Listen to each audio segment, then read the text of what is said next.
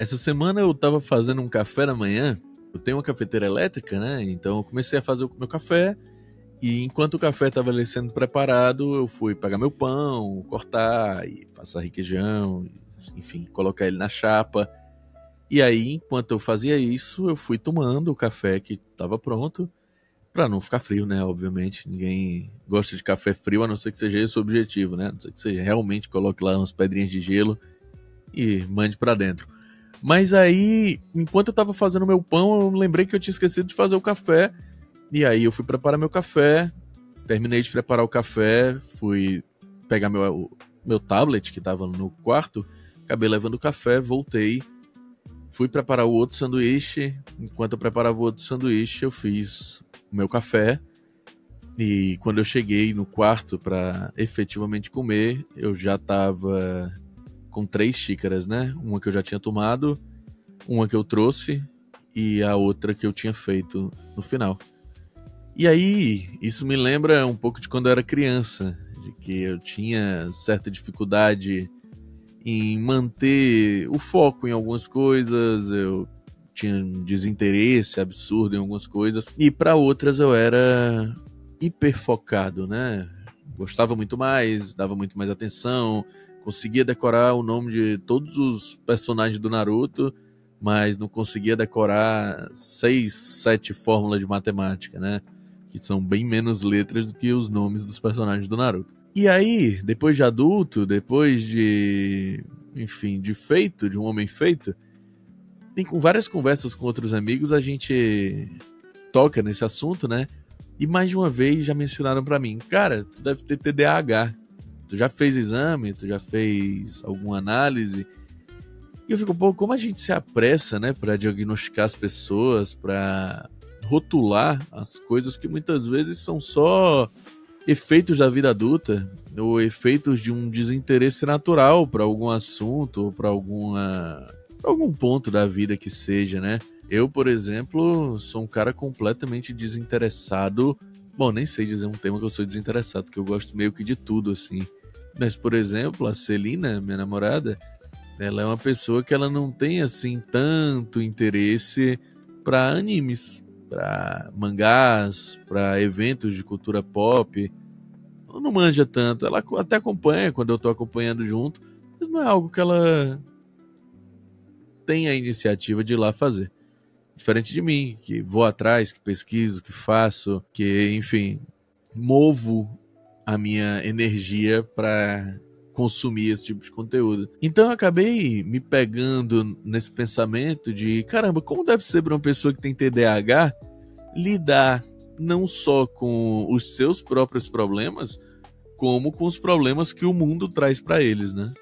E para trocar uma ideia com a gente sobre esse assunto, eu trouxe alguém que de fato tem TDAH, mas que além disso é arquiteto, é fotógrafo, o homem agora é engenheiro elétrico, que eu tô acompanhando aí as façanhas, é gamer, faz live, enfim, um homem é multifacetas. Ícaro Cash, ou só Cash, né, como a gente vai te chamar daqui pra frente, seja muito bem-vindo. Muitíssimo obrigado, muitíssimo. Essa introdução foi excelente porque já entra no assunto, né? Você vê várias aptidões, talvez, vários títulos, vários interesses. E é isso aí, é um pouco de tudo, às vezes quase nada, dependendo do dia.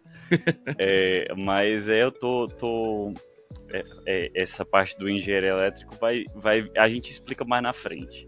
Beleza. Não sabe para todo mundo que tá ouvindo. Perfeito, perfeito. Mas eu queria começar sabendo como é que foi pra ti se descobrir com TDAH, né? Ou entender que tinha TDAH. Foi algo que passava pela tua vida e tu pensou, ah, nossa, eu acho que aqui pode ser que esteja acontecendo alguma coisa comigo e eu não tô entendendo. Ou não, ou tu foi, sei lá, se consultar no médico, ver alguma coisa, outro assunto e acabou chegando no TDAH de alguma forma. Cara, essa resposta ela vai ter vários níveis, certo? Porque foram vários momentos diferentes da minha vida, mas para resumir, eu não acreditava que tivesse. Inclusive, eu era meio chateado com esse lance de todo mundo dizer que tinha TDAH. Agora todo mundo tem TDAH, né? Então eu fui, sem saber que era, eu fui relutante com esse diagnóstico por muito tempo. até eu, por acaso, ser levado a fazer um teste mesmo, né? Tava lá num psiquiatra já, e aí ele perguntou, por acaso você tem algum caso clínico, alguma questão? Aí eu falei, olha, eu acho que não. Às vezes eu desconfio que possa ter um TDAH assim, mas acho que nada de importante. E foi assim que descobrimos um TDAH importante. Deixa eu te perguntar, assim, o que mudou na tua vida depois dessa descoberta? Teve alguma coisa que te despertou e tu pensou, nossa, isso aqui eu me julgava por conta disso e agora eu entendo que na verdade não depende só de mim, não era algo que era só uma desatenção ou, sei lá, desinteresse. Realmente tinha algo me fazendo ficar desinteressado, me fazendo ficar desatento. Ou não mudou nada, assim, tu continuou se enxergando a mesma pessoa de sempre, e é isso aí. Como é que é trabalhar e viver com o TDAH diagnosticado, né? Pronto, eu vou te responder da seguinte forma. Hoje, diariamente medicado, como eu também menciono sobre mim, né? Diariamente medicado, assim como comida e banho, a gente precisa todo dia, e água, né? Eu preciso de umas coisinhas a mais. E como eu descrevo quando eu não tomo o meu remedinho de TDAH, eu sou um zumbi. Eu sou um zumbi. Eu descubro que essa era a forma que eu vivia antes, que é uma forma que eu preciso me esforçar muito para conseguir pouco. Esse é o maior resumo que eu dou. E isso é tendo em vista o meu tipo, né? O meu tipo de TDAH. Que ele, diferente do meu tipo, ele não tem a parte da hiperatividade. Então eu não sou uma pessoa hiperativa de forma alguma. Eu sou uma pessoa, o teu é o déficit calma. De atenção mesmo, né? O meu que eu chamo de déficit de eficácia ou de operacionalidade. Então eu não sou uma pessoa muito operacional. Eu não consigo executar. Eu consigo pensar, elaborar, mas executar é uma dificuldade absurda. Tu pode explicar um pouco mais sobre como é que isso funciona? Assim, como assim operacionalidade, né? Tipo, tu consegue montar uma estratégia na cabeça, tu consegue montar um plano, mas na hora de fazer tu fica tipo... Posso explicar perfeitamente. É o seguinte, imagina que tudo que você teria que executar no seu dia, como levantar da cama, preparar um café da manhã, preparar um café, né, ou uma comida, banhar ou escolher uma roupa, tudo isso demanda uma certa mana, certo? Do seu poder de vital, digamos assim, né? Certo. Agora imagina que por algum motivo o que você deveria gastar para executar as atividades está 3 vezes gasta mais 3 vezes a quantidade de mana que deveria. Isso não te faz só executar menos, mas isso também te faz se lastimar pelo que você está prestes a fazer. Então, por exemplo, caramba, eu tenho que fazer um café da manhã. E depois de fazer o café da manhã, não é só fazer o café da manhã. Eu vou ter que escolher a roupa. Então, não, tipo assim, antes eu ia gastar 1x para isso, 1x para isso e 1x para isso. Então, um total de 3x. Agora, por algum motivo, agora não, né? Assim, uma pessoa com TDAH do meu tipo, você não só tá gastando 3x para fazer o café da manhã, como você tá se lastimando pelos próximos 6x que você vai gastar já. Então, te dá um desânimo de fazer coisas muito simples. Então, se uma coisa, de repente um desafio do teu dia, hoje eu vou ter que fazer uma coisa difícil, que naturalmente te demandaria 5x para executar, agora isso se tornou um big boss, não é só um boss, é um big boss. Então é tipo assim, puxa vida, se eu nem me levantar, então quer dizer que eu vou economizar 10x, entendeu? Então é isso, é como se você estivesse andando com um peso que você não deveria estar carregando. Caramba, interessante, e fica mais interessante ainda te conhecendo e sabendo aí as múltiplas facetas que tu tem aí durante a vida, né? A tua atuação como professor, como arquiteto, como fotógrafo, como gamer, tu ajuda muito, tipo, tu é um braço fundamental dentro da Fortalcon, que é um evento, então tu abraça múltiplos interesses, mesmo tendo, não sei como é que a gente pode chamar, uma condição? Uma condição, acho que poderia ser. Então, como que isso, de certa forma, te impulsiona, né, a abraçar esses interesses? Ou esses interesses que tu abraça, eles são meio que tu tentando se trabalhar nessa questão de, não, eu quero coisa pra fazer, eu quero fazer coisas e, sei lá, me acostumar, me adaptar a essas atividades. Perfeito. Eu vou trazer 2 pontos principais. O primeiro é, por conta de que eu nasci com essa condição, isso fez parte também do meu aprendizado, e isso fez com que, aí agora vai envolver vários outros elementos que dizem respeito a mim, não só à condição, certo? Ok. Eu sou um cara ambidestro, né? Eu sou originalmente canhoto, mas eu trabalho com as 2 mãos. Inclusive, aqui na minha mesa eu tenho a mão do mouse, que é a direita, apesar de eu ser canhoto, e eu tenho uma mesa digitalizadora, que eu uso com a esquerda. Então eu faço as 2 ao mesmo tempo. Isso para questões bio e fisiológicas explica que eu tenho um nível semelhante de funcionalidade ou de atividade dos 2 lados do cérebro. Quais são? O lado, entre aspas, matemático e lógico, e o outro lado que é o humanas artístico, né? Então o lado que lida um pouco mais com as questões abertas, criativas, digamos, né? Assim, criativas, mais subjetivas. Sim. Então, isso é uma característica minha, sempre foi. Então eu era o cara que eu consigo pensar estrategicamente, sempre fui, ao mesmo tempo que eu sou extremamente detalhista e criativo. Então isso, para uma criança que tinha a liberdade de fazer muitas coisas, eu queria construir coisas, que aí envolve a parte lógica, estrutural e criativa. Eu gostava de música, eu gostava de desenhar, então eu tenho um dos dons que me veio desde pequeno é o do desenho. Então, assim, é como se eu tivesse a liberdade inicial de explorar os 2 lados do mapa de forma semelhante. Nenhum dos 2 me puxava mais. Então, eu sou uma pessoa muito objetiva e lógica. Não exatamente. Eu não sou extremo de nenhuma. Então, eu cresci sendo uma criança extremamente curiosa, observadora, estratégica, lógica. Então, assim, o meu mapa, ele era bicolor e eu não tinha, como uma criança, né? Eu não tinha essa noção, essa distinção. Para mim, tudo era incrível e eu me via capaz de fazer muita coisa. Me via capaz de aprender instrumentos musicais com uma certa velocidade. Me via capaz de... matemática pra mim era show de bola, entendeu? Era, eu vou fazer o quê? No 3º ano a gente tem que escolher o vestibular, vou fazer o quê? Eu me dou bem com matemática e física, cálculo, e dinheiro é o quê? Engenharia, vou pra engenharia. Entende? Então era tipo assim, são como se fossem 2 polos, mas na minha cabeça era só eu, né? E aí agora a gente vem e traz a pitada do pode pili-pim-pim do TDAH. Isso fazia com que eu não me debruçasse em uma coisa. Então eu não me debrucei no cálculo, eu não me debrucei somente na música, eu não me debrucei no desenho, na pintura, eu não me debruçava, eu não focava. Vou usar essa palavra aqui que eu acho que pode ser interessante pro assunto. Eu não focava. Então isso pros meus pais era extremamente preocupante, né? Porque, caramba, esse cara ele não permanece numa atividade por muito tempo.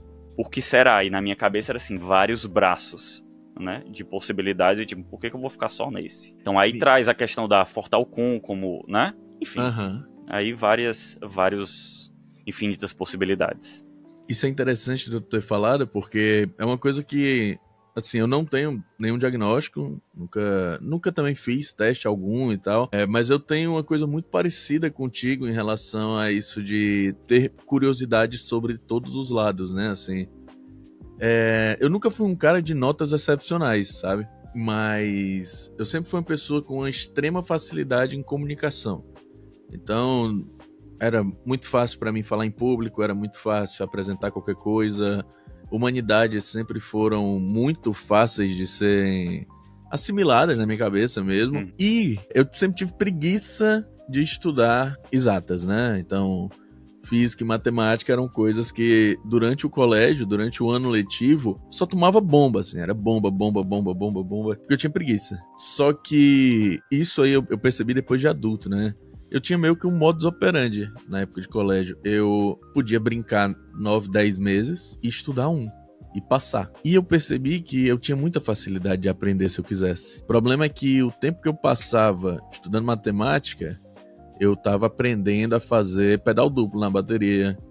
Eu tava aprendendo a, sei lá, um truque no Magic. Eu tava subindo meu Assassin's Cross no Ragnarok, sacou? Eu tava fazendo outra atividade que me dava um prazer, se não imediato, muito mais próximo, entendeu? Tipo a música. Eu ia ali, fazia um showzinho, tocava e...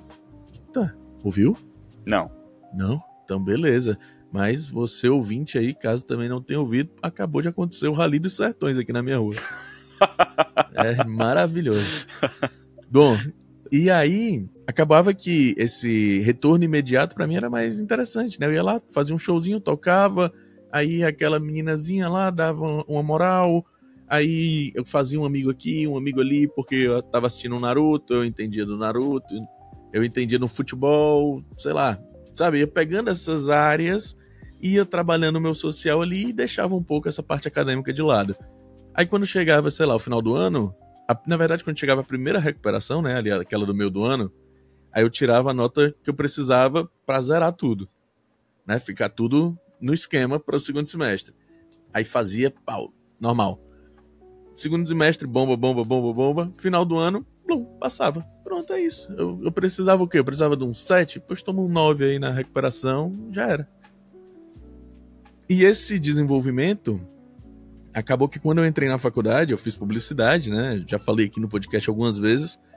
Mas quando eu cheguei na faculdade, eu vi, cara, o que eu tava fazendo, meu irmão? Eu não tive um acompanhamento próximo ou eu não digo nem um acompanhamento próximo, porque a minha mãe e minha avó, elas estavam sempre comigo aqui e tal, me questionando, me apoiando, me colocando ali, tentando me colocar nos eixos, né? Mas eu sempre tive uma personalidade que nunca gostou muito de receber esse tipo de apoio, né?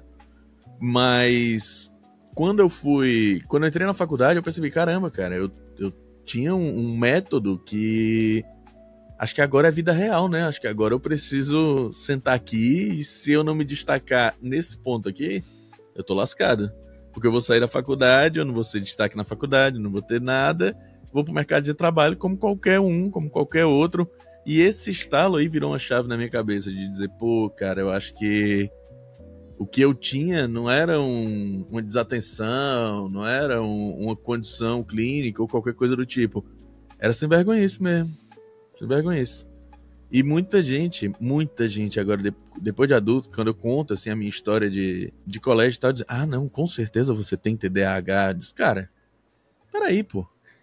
Calma, a pessoa não é psicóloga, a pessoa não fez um teste em mim e tal, e tem essa ânsia de diagnosticar para justificar um comportamento que muitas vezes ele é só um comportamento de, sei lá, de criança, de adolescente, de alguém que tem outras vontades, né, outras áreas de interesse. Porque acho que até trazendo isso um pouco para academia, para o colégio, o nosso método de ensino ele é muito punitivo, né, para pessoas que têm ou uma gama gigantesca de interesses, ou pessoas que têm interesses que vão um pouco além daquele interesse acadêmico, né? Por exemplo, nós dois somos da música. Os colégios, eles não estão ligando muito se você manja de uma bateria, se você é um multi-instrumentista, se você sabe pintar, desenhar com 10, 12 anos de idade. No meu colégio, onde eu estudei, tinha um cara que ele desenhava quadrinhos, assim, o cara era o Todd McFarlane com 12 anos, ele desenhava uns spawns, assim, coisas absurdas, assustadoras, de lindas, e o cara vivia sendo mandado pra coordenação porque tava desenhando. Cara, hoje ele é quadrinista, hoje ele ganha grana com isso e tal, mas, na escola ele não teve um apoio pra isso. Não, porque isso aqui, a hora de desenhar é no recreio, a hora de desenhar é depois da aula, é quando você tá em casa. Por que não estimular esse cara, né? Então, isso tudo, essa introdução toda, foi pra te perguntar se em algum momento tu se sentiu culpado por não se especializar numa coisa só, se tu se sentiu deslocado em algum momento da tua vida, como que foi a tua rede de apoio quando tu percebeu que tu era multifacetário, né, por assim dizer? Eu me culpo até hoje. É mesmo? Até hoje sabendo da minha, vamos dizer, da minha personalidade, porque isso é quem eu sou, né? Independente da minha capacidade de me debruçar em poucas coisas, ou enfim. Eu ainda me culpo porque é um hábito. Eu ainda não larguei esse hábito porque foram 20 e tantos e muitos anos me culpando, né? Uhum. E no meu caso, eu acho que foi um pouco inverso comparado ao teu, porque eu não entendia por que eu não estava conseguindo responder nenhuma questão de história. Uhum. Eu li este capítulo 3 vezes, não tem o nome deste indivíduo neste capítulo. E eu levava uma tarde inteira para ler um capítulo. Então depois né, mais à frente, eu entendi que eu tenho mesmo medicado, eu tenho uma dificuldade acima do normal de ler. Me dê número, equações, me ensine equações. Pode botar a música que for com letra sem letra, que eu vou, ok, beleza. Agora, ler é desumano a quantidade de energia que eu preciso gastar para conseguir ler a mesma coisa que uma pessoa, vamos chamar de neurotípica, né? Sem nenhum diagnóstico importante. Precisa, é muito desproporcional. Então eu ficava, meu Deus do céu, eu sou muito vagabundo, é isso? Entendeu? Será que é vagabundagem minha? Será que eu não deveria estar pensando em 78 coisas enquanto eu tô lendo essa página? Porque eu não vi nenhuma palavra aqui dessa página. Entende? Então era muito o contrário, era eu me culpando, por que eu não consigo, meu Deus, por que eu fulano? E eu fazia grupo de estudo e realmente era uma questão assim, ainda né? Uhum. Então, escrever o TCC, eu escrevo muito bem, não é uma questão de fazer mal, é só que realmente me desgasta de uma forma desproporcional ao que deveria ser o esforço necessário. Entendi. Nesses teus momentos, assim, ou de hiperfoco, ou de, sei lá, de transição de interesses, assim, já aconteceu de surgir um projeto, assim, inusitado, alguma coisa que tu, sei lá, começou a fazer porque passou, sei lá, sabe aquele fiozinho de ideia que passa na cabeça do nada e você pensou, opa, acho que pode sair coisa daqui. Tu tem algum projeto assim que te vem à cabeça na hora, que seja um que tu se orgulha ou que traz uma alegria de lembrar dele? Tu tá me perguntando se em relação a projetos inacabados ou projetos que eu consideraria geniais? Tanto faz. O Certo, porque projeto que... projetos inacabados tem, assim, no quilo. Não, mas eu queria saber um projeto assim que tu lembra e que tu diz, pô, esse projeto é muito massa, se eu colocar pra frente ele vai ser genial, ou então eu coloquei pra frente, ele deu certo, ele é genial.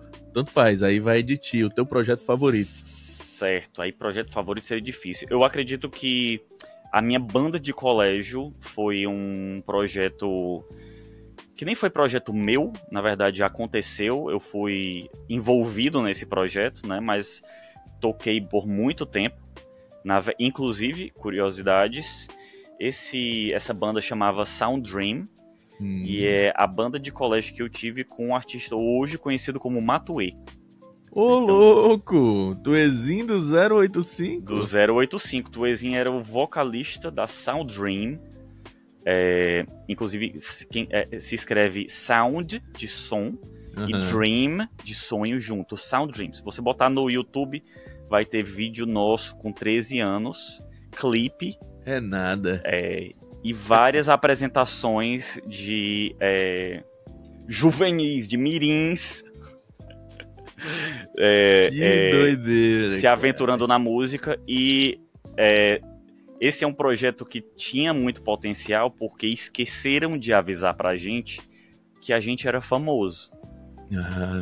Entendeu? A gente abriu, por exemplo, uma das maiores referências da gente na época musical era Forfã.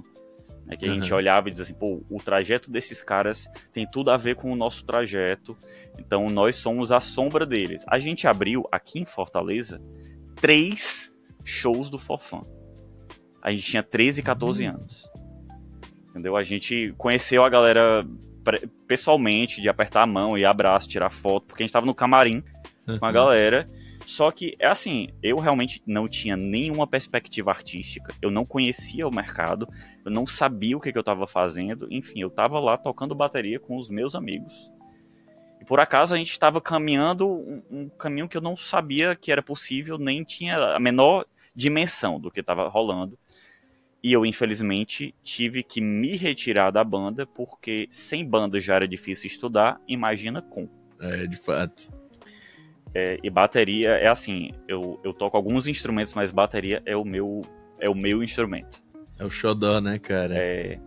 Eu sempre fui da percussão também, e na pandemia eu pensei, caramba, cara, eu nunca aprendi um instrumento de corda, né?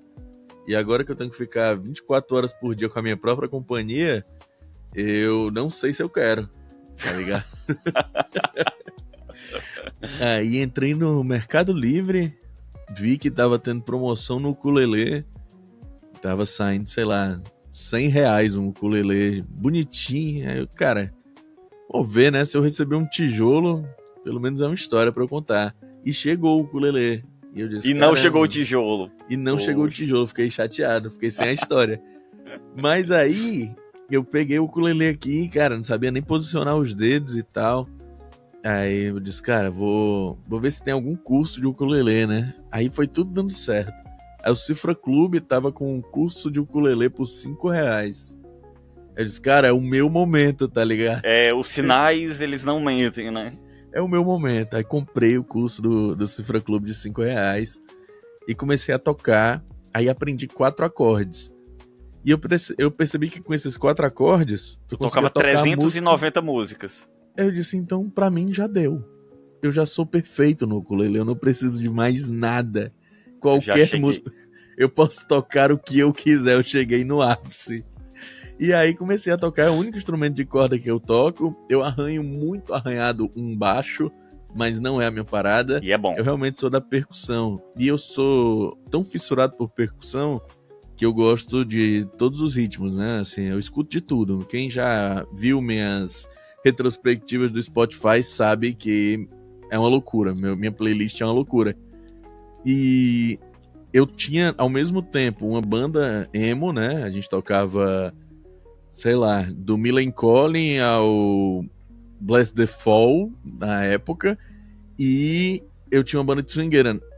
Excelente, então, excelente. Eu saía da swingueira de um sunset e eu ia direto tocar com a minha banda cara, de rock. Excelente. Então, são mundos assim que a gente pensa que não, mas se conversam muito, tá? Cara, tu vai nesses shows de sertanejo, dá uma olhada nos bateristas. É um bando de metaleiro maluco, cara. Eu tive a imensa surpresa de presenciar um baterista de forró ao vivo numa barraca de praia aqui de Fortaleza. Uhum. Era um especial de algum programa de TV, de enfim, emissora local, e tava rolando uma banda de forró. E meu amigo, esse baterista devia ter assim uns 17 anos de idade.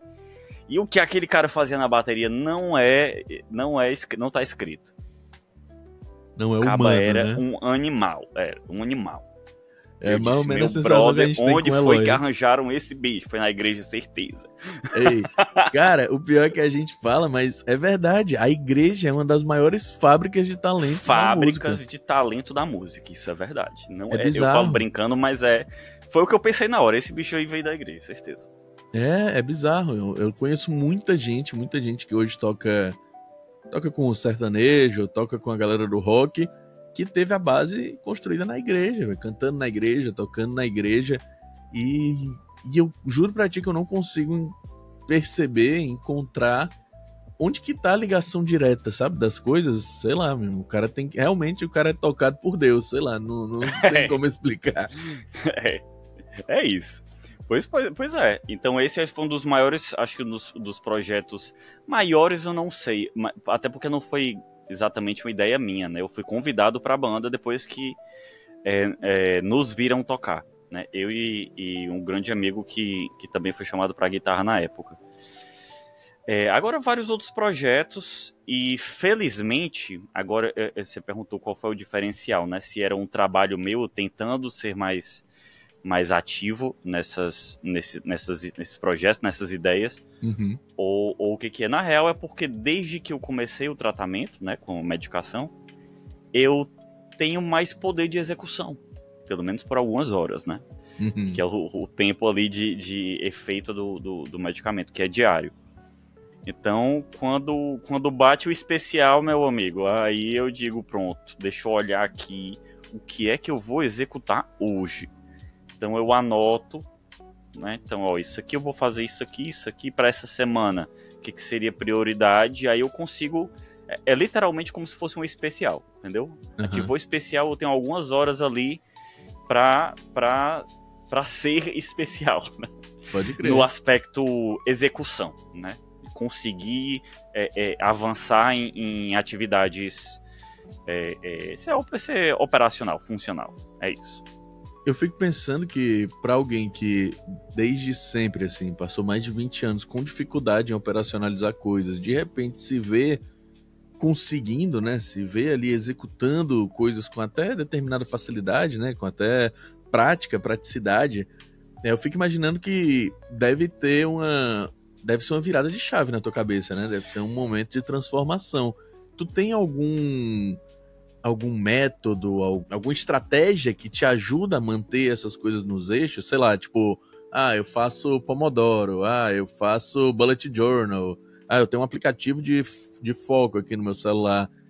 Tu tem alguma dessa? Tu usa algum desses artifícios assim para se manter produtivo, para se manter organizado, por assim dizer?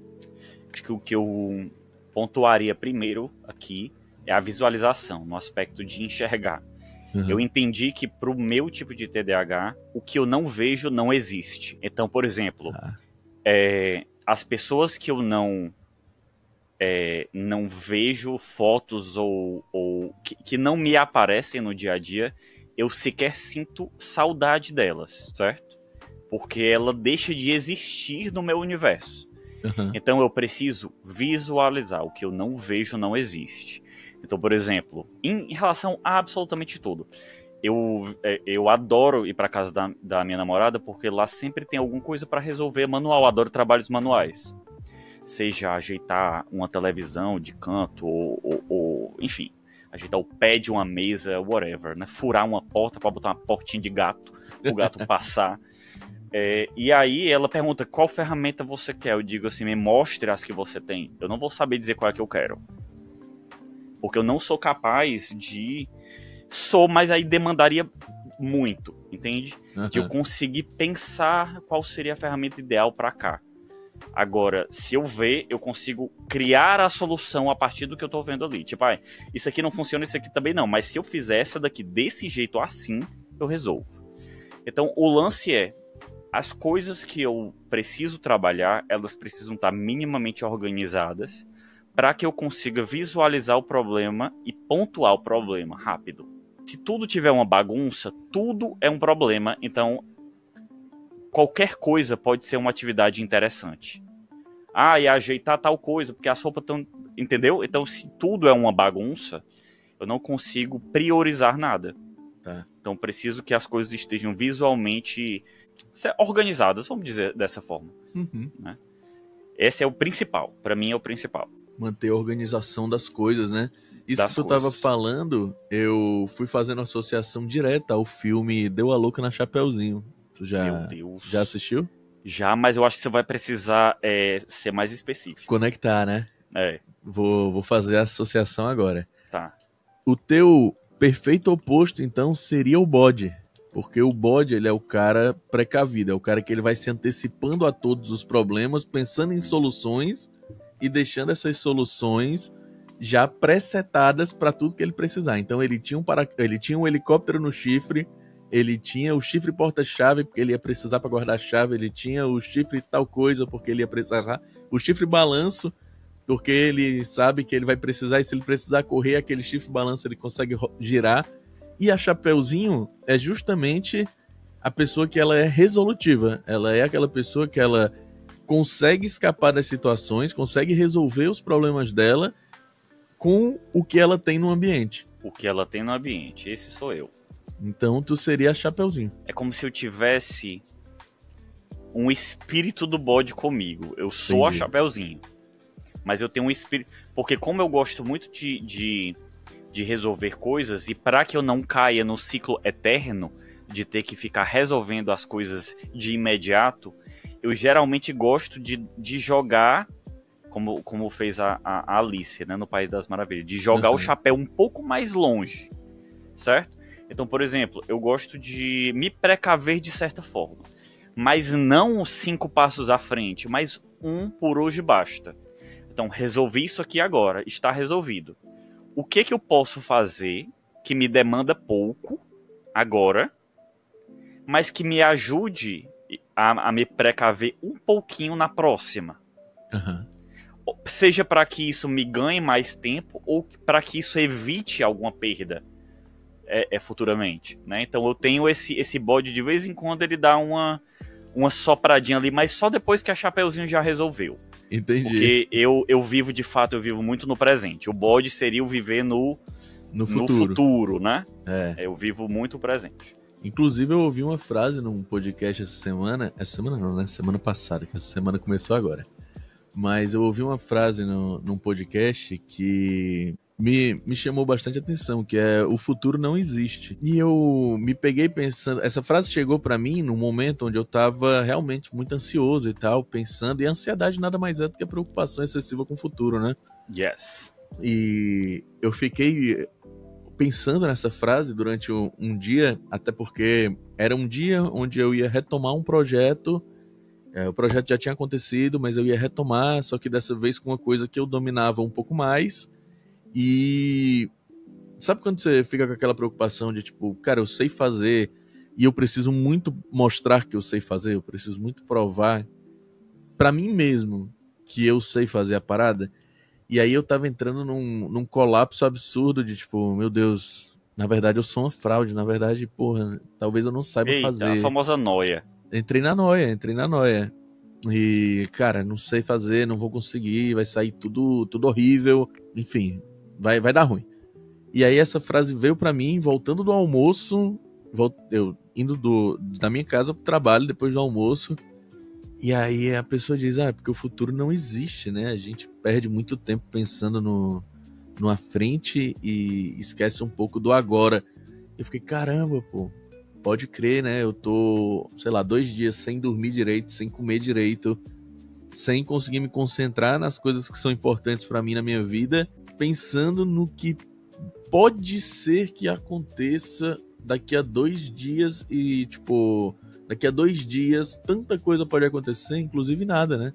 Inclusive absolutamente nada. Então, por que eu tô me desgastando tanto nesse ponto? E aí esse estalo veio e, cara, parece que foi realmente um disjuntor, assim. Eu só fiz mudar do on pro off e eu disse, beleza, então é só fazer o que eu sei fazer e o que tiver que ser vai ser. E assim, cara, foi tudo perfeito, consegui desenrolar tudo de boa, tinha uma equipe muito foda comigo e a galera também mandou super bem. O projeto foi um sucesso, recebemos os feedbacks da galera escritinhos e tal, com notas, com sugestões, com tudo. E, pô, de 0 a 10, nossa média ficou 8,75. Foi perfeito, foi incrível, foi gigante. Bicho. Foi gigante. Não tem o que questionar. Mas não foi 10, mas eu não quero ser 10. Se eu fosse 10, na verdade, eu ia ter um monte de baba-ovo comigo, porque eu identifico os problemas que eu tive. E a galera não ia me falar a verdade. Um 8,75 me deixa muito mais feliz do que um 10 me deixaria, entendeu? E isso é uma parada, né? A gente ter essa noção, começar a trabalhar essa noção na nossa cabeça de que a vida a gente tem que viver um pouquinho mais pro agora, né? Mas eu dei uma devagada. Eu acho que eu fugi pra caramba do tema, mas... Não fugiu, porque isso tem muito a ver com saúde mental, que no final das contas, TDAH é nada mais do que um diagnóstico que afeta a nossa saúde e inevitavelmente,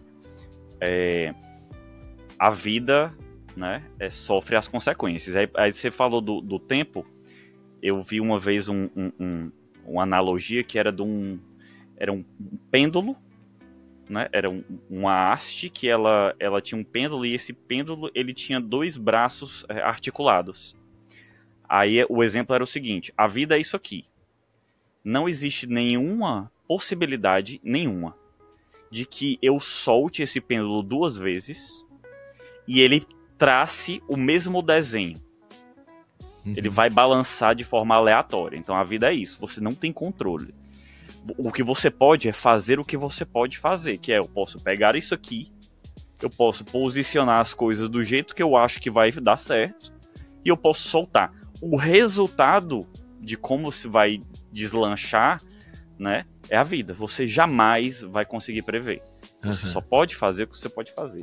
E aí a gente volta pro exemplo do futuro não existe, que é, enquanto você estava remoendo as possibilidades do futuro, né? Sem dormir direito, sem comer direito, muitas vezes sem respirar direito, a gente nem presta atenção, né? É verdade. E aí, quando a gente volta pro presente, de, pô, peraí, mas eu podia estar respirando melhor agora, eu podia estar mais bem hidratado agora, e eu podia estar mais bem alimentado agora, né?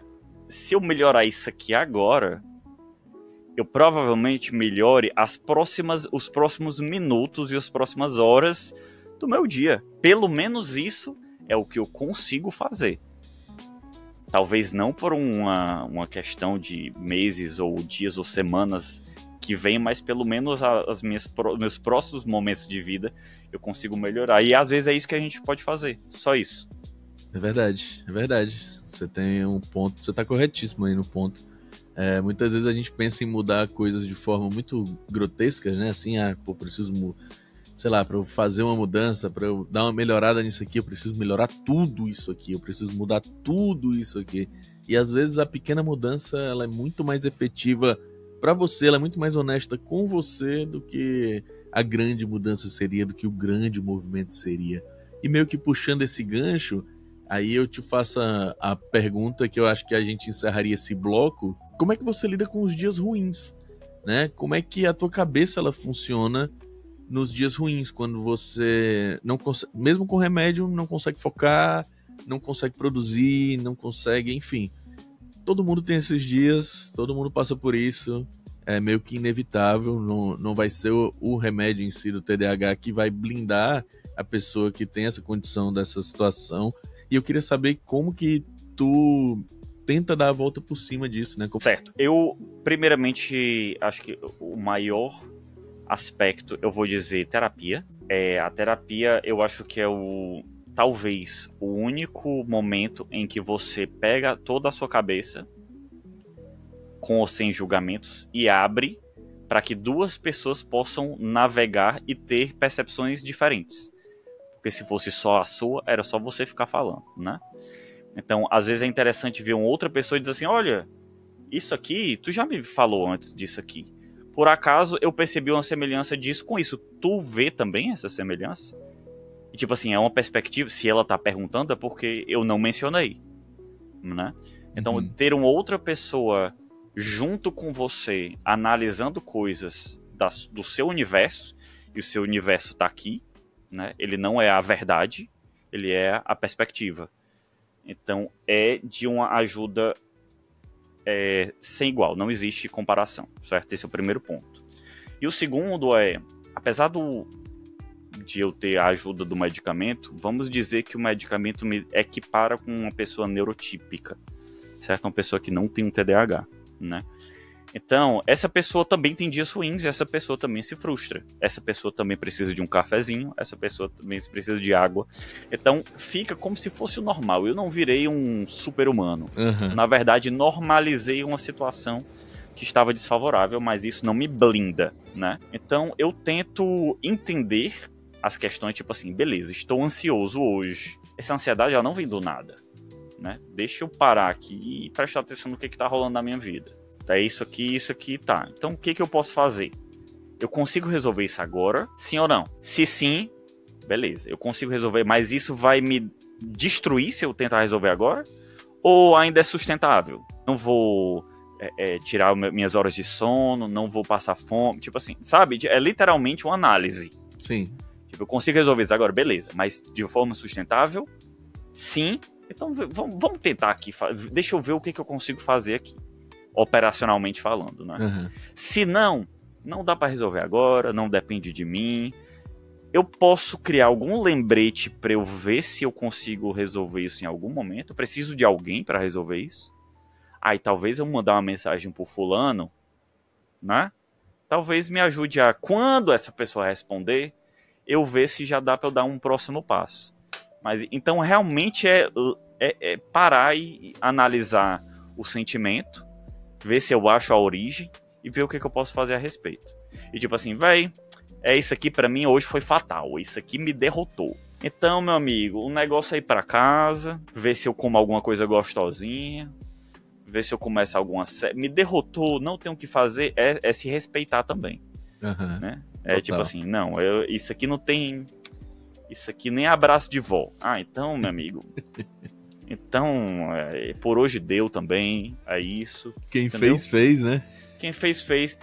É muito difícil, mas às vezes é preciso dar essa olhada para você não se culpar, porque você, às vezes nem botando o pêndulo exatamente na posição não vai sair a mesma coisa. Às vezes realmente não depende de você. Esse negócio do quem fez é um mantra que eu tenho carregado. Quem casou, assim, casou. Quem casou, né? No quem fez, é uma coisa que eu venho trazendo muito no meu âmbito profissional mesmo, sabe? Assim, quando eu entrei no mercado, eu tinha mania, ainda tenho até hoje, muitas vezes, Celina fala muito isso pra mim, que eu tenho a mania de querer abraçar o mundo com as pernas, né? Eu quero fazer tudo, eu quero pegar todos os projetos, eu quero resolver todos os problemas, eu quero encontrar todas as soluções, e se nós temos um problema juntos e você não conseguiu resolver a sua parte do problema, eu vou tentar resolver a minha parte e a sua, independente do quanto isso me consuma, entendeu? Ou seja, de forma insustentável, né? Insustentável, totalmente. E eu passei uns bons anos desse jeito, sabe? Eu tenho 15 anos, exatamente, entrei no mercado com 16, eu tenho 31, tenho 15 anos de mercado. E pelo menos uns 10 anos, ou mais, talvez uns 15 anos, eu tenho tentado abraçar realmente o mundo com as pernas, resolver todos os problemas e, enfim, sacrificando saúde mental, sacrificando tempo, sacrificando relações, botando coisas na prioridade que talvez não sejam a prioridade de verdade, né? E ultimamente, eu diria de uns 2 anos pra cá, eu tenho adotado esse quem fez. Pô, cara, deu 9 horas da noite, às vezes 8 horas da noite, às vezes 5 horas da tarde, e eu não funciono mais. Meu irmão, quem fez. Eu vou te dizer uma coisa, a nossa não, né? Porque você é arquiteto, mas a classe da publicidade, ela tem uma vantagem muito grande em relação a todas as outras profissões. Todas as outras. Todas as outras. Se um arquiteto para de trabalhar, por exemplo, a obra ela não anda. Não se constrói, talvez até se construa, mas se constrói com cálculo errado, se constrói com... Enfim. Se um engenheiro para, a obra para. Se o médico para, todo mundo morre no hospital. Se os enfermeiros param, os médicos não tocam o hospital só. Se um publicitário para, ninguém percebe. Ninguém. Eu não vou conseguir colocar aquele post no Instagram às 7 horas da noite, eu só vou conseguir colocar amanhã às 8 horas da manhã. Irmão, não vai ser isso que vai quebrar uma empresa. Não vai ser isso que vai fazer o Abílio Diniz falir. Não vai ser isso que vai fazer o Gran Marquise fechar. Não vai. Não é porque um post que eu soltei que tinha, sei lá, um ponto e uma exclamação, não é esse erro que vai fazer o cara perder 20, 30 anos de credibilidade no mercado. Não vai. Mas aí o cara não tá postando o negócio. Meu irmão, às vezes esse post que eu deixei de colocar, o panfleto que tu deixou lá na porta da tua loja, resolveu. A moça do caixa oferecendo o Pringles lá na gôndola, já resolveu, entendeu? Então, o meu trabalho, eu tenho o privilégio de ninguém depender de forma vital dele. Ninguém De depende. forma urgente, né? Forma urgente. E sabe qual é o pior das coisas? O ego do publicitário faz parecer que tudo é muito urgente, que tudo é muito preocupante, que as coisas elas são muito além do que elas são. E você, quando entra nesse mercado, acaba entrando nessa paranoia também. Meu Deus, isso é muito urgente, eu preciso resolver isso de forma muito rápida e eficaz e energética, porque se eu não fizer isso, o mundo vai acabar. O mundo vai literalmente acabar, vai abrir uma cratera no chão e vai todo mundo morrer. E não é assim, pô. Não é assim. E assim, cara, tem dias que eu olho pra minha pauta e é desesperador. Eu vejo que tem, sei lá, 10, 12 demandas por um dia. E aí eu chego na sexta demanda, já são 4 horas da tarde, e eu digo, irmão, essas 4 demandas que faltam vão ficar pra amanhã, ó. Quem Porque fez, fez. quem fez, fez. E aí eu percebi que a minha saúde mental, ela tem melhorado muito. Muito, Ave Maria. muito, muito, muito. Porque eu me permito ser um pouco mais gentil comigo mesmo, sabe? Me permito ser mais gentil, cara. Ei, meu irmão, tu tá cansado, né? Tu tá exausto e tal, tua cabeça não funciona mais, né? Pois beleza, vai tomar um café, toma uma água, que é o tempo que dá a tua hora de ir embora e vai pra casa, vai jogar um Diablo, vai jogar um LOL, vai assistir uma série e tá tudo bem, meu irmão. Tá tudo bem. Ah, mas amanhã o teu chefe vai brigar contigo. Tudo bem. O meu chefe do futuro briga com o meu eu do futuro, e o meu eu do futuro se resolve com ele. O meu eu do Resolve isso. presente vai pra casa tomar banho, jantar e fazer alguma coisa que ele gosta. E beleza, e show de bola. Ah, mas se der problema, deu problema. Vamos nessa. A vida ela não vai se resumir àquilo ali. E aí, meu irmão, chega nesse clima gostoso de quem fez, fez. Chegamos aqui a um bom tempo de podcast. Eu venho para te perguntar as últimas coisas, que é um bloquinho de e se você pudesse escolher. Se tu tivesse a Vamos lá. opção agora Tô de curioso. desligar o TDAH com um botão para sempre, tu Ah, desligaria? com certeza. Com certeza. Pra sempre, o Para meu sempre, TDAH. para sempre, para sempre. Por favor. Por favor. Porque tem muita gente que acha que o TDAH é um superpoder, né? Que tipo, nossa, ele consegue fazer Cara, tantas coisas ao mesmo tempo. E às vezes nem é hum, por causa do TDAH. O TDAH ele mais atrapalha do que ajuda. mais atrapalha do que ajuda. Então, por exemplo, a minha personalidade não vai ser outra por conta da falta ou da presença do TDAH. O quanto eu consigo executar as coisas que eu naturalmente gosto, que eu naturalmente tenho o dom, ou que eu, enfim, ou que eu preciso executar, porque às vezes, né, às vezes não. Muitas vezes a gente precisa fazer coisas que a gente não adora, né, que a gente não gosta. Então, eu não vou não vou ter gostos diferentes, nem aptidões diferentes.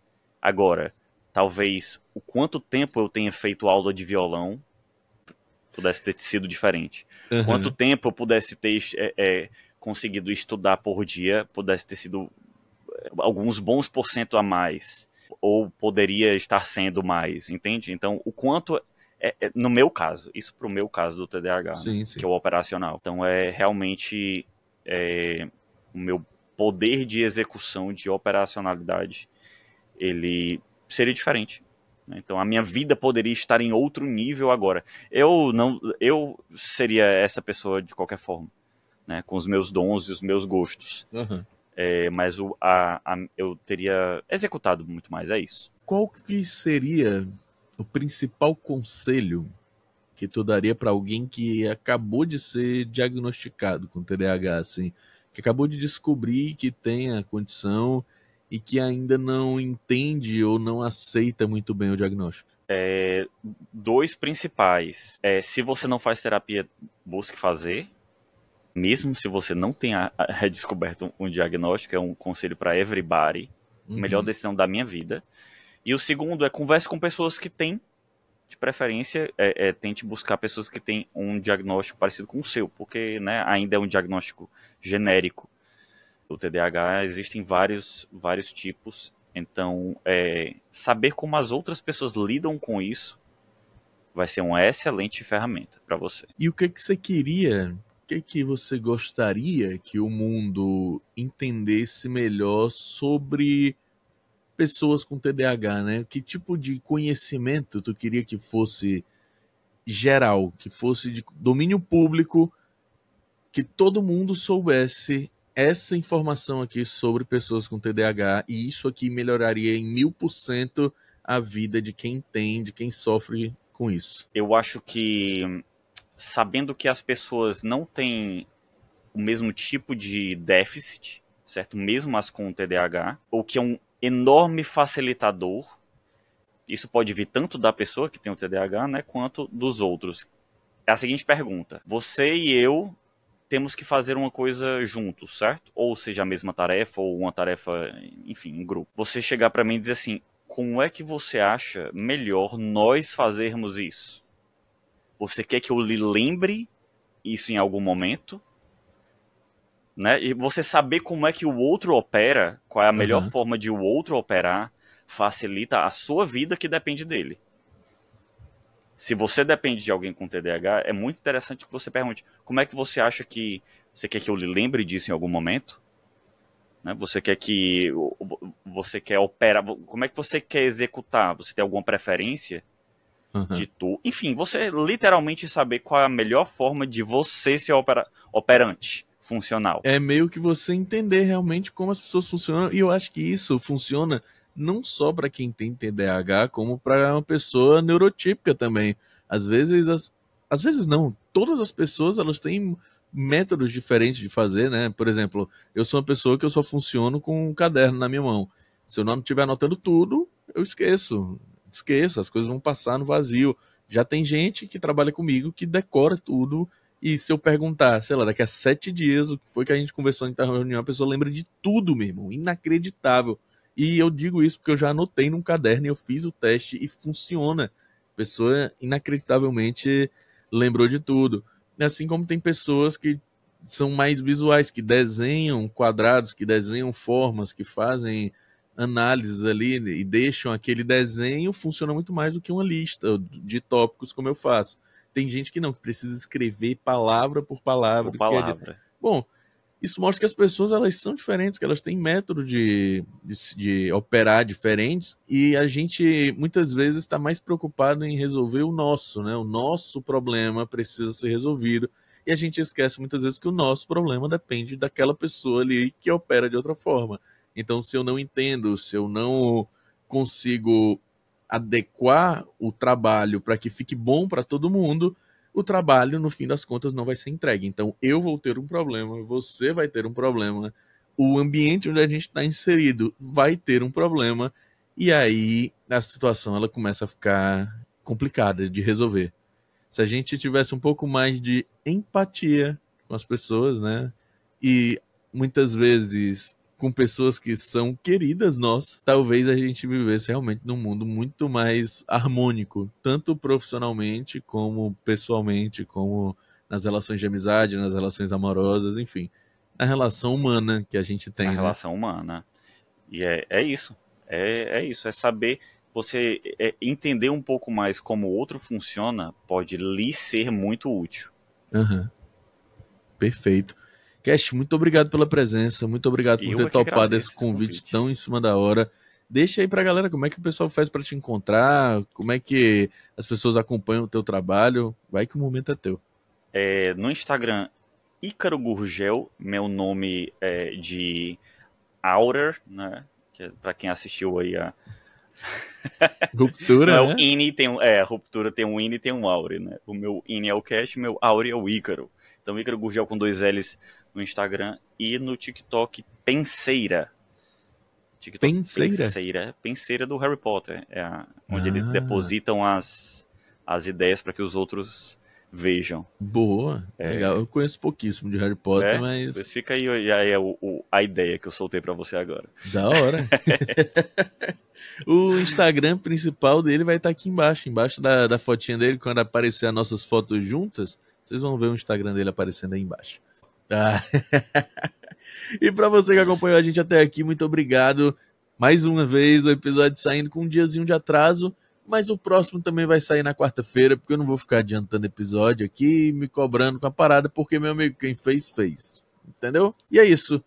A gente se vê quarta-feira que vem. Um beijo e até lá.